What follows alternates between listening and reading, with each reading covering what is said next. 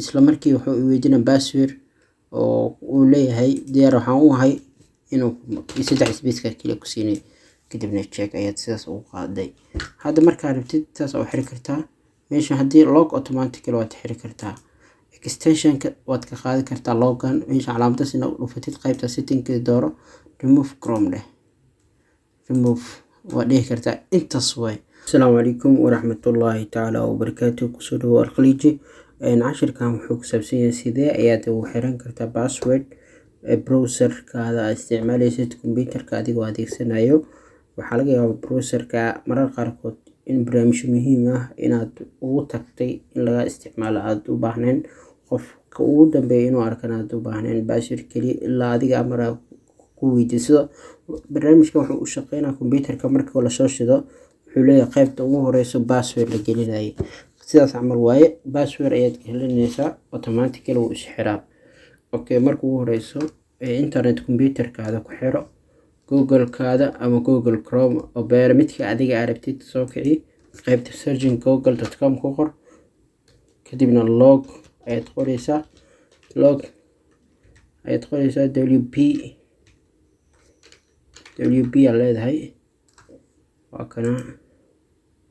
اوكي WP markaas sidaas aad ugu dhufatid ama linkiga aad ku dhufatid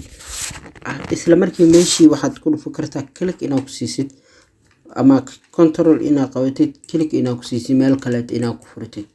waa samaysan kartaa ama aad dhigi kartaa meeshan click igu sii laakiin hadda waxaan u baahanahay meeshan inaad ku doorto kadibna aad chrome leedahay chrome-ka igu dar inta sidaas markaa u samaysid aad chrome markaa dhahdid extension-ka uu aqbalay iyo ku dhahaa kadibna extension-ka sida markuu aqbalay oo wuxuu ku weydiinaa qaybta inuu wax soo dejiyo oo computerka password-ka meesha laga isticmaalayo. hadda waxa ujeedaa isla markii next ay leenahay inta password gasho password hinti daarabtid qofka ku soo xasuusinaysa ay gelinaysa in saddex space aan geliyay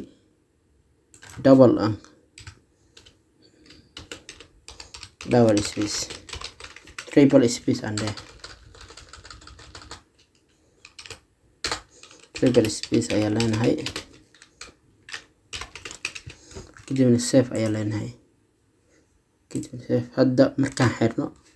waan xireynaa click ayaan ku siinaynaa browserka click ku sii isla markii wuxuu i weydiinaa password oo uu leeyahay diyaar waxaan u ahay inuu saddex space-ka kaliya ku siinay kadibna check ayaad sidaas ugu qaaday. hadda markaa rabtid taas oo xiri kartaa meesha haddii log automatically waad xiri kartaa. extensionka waad ka qaadi kartaa logan meesha calaamadaas inaad u dhufatid qaybta setting-ka dooro remove chrome leh remove waad dhihi kartaa intaas way. waxaan rajeynayaa insha Allah inaad ka faa'iidi doontid lana la wadaag asxaabtaada si ay u faa'iideystaan muuqaalada mar walba oo aan idin soo gudbino insha Allah. Assalamu alaykum wa rahmatullahi ta'ala wa barakatuh.